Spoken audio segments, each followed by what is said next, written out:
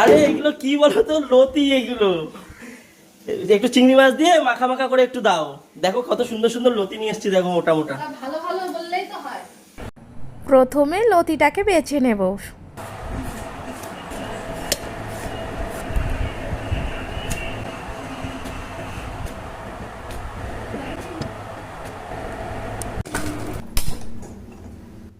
লতিটা সিদ্ধ করার জন্য একটা কড়াই বসিয়ে দিলাম, বেশ কিছুটা জল দিয়ে দিলাম।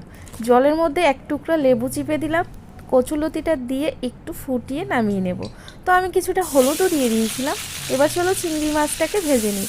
নুন হলুদ দিয়ে বেশ কিছুটা তেল দিয়ে চিংড়ি মাছটাকে ভেজে নেব। তো এই চিংড়ি মাছ ভাজার মধ্যে অনেকগুলো দিয়ে দিলাম রসুন, অনেকগুলো কাঁচা লঙ্কা, কারণ এই লতি হচ্ছে ঝাল ঝাল, বেশ ভালো লাগে খেতে। তো দিয়ে দিলাম আর একটু হলুদ, তো আর একটু নুন। এবারে ভাপিয়ে রাখা কচুরলতিটা দিয়ে বেশ সুন্দর নেড়ে চেড়ে ভাজতে হবে। আর এই কচুরলতিতে কোনো প্রকারের জল দেওয়া যাবে না, ঢাকা যাবে না, শুধু নাড়তে হবে। তো দেখো আমার অবশেষে কচুরলতি তৈরি। যে মানুষটা খেতে চেয়েছে তাকে এবার খেতে ডাকি। নাও খেয়ে দেখো, বলো তো কেমন হয়েছে।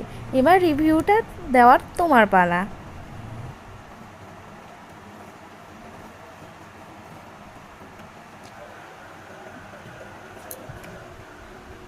ফাটাও দিও।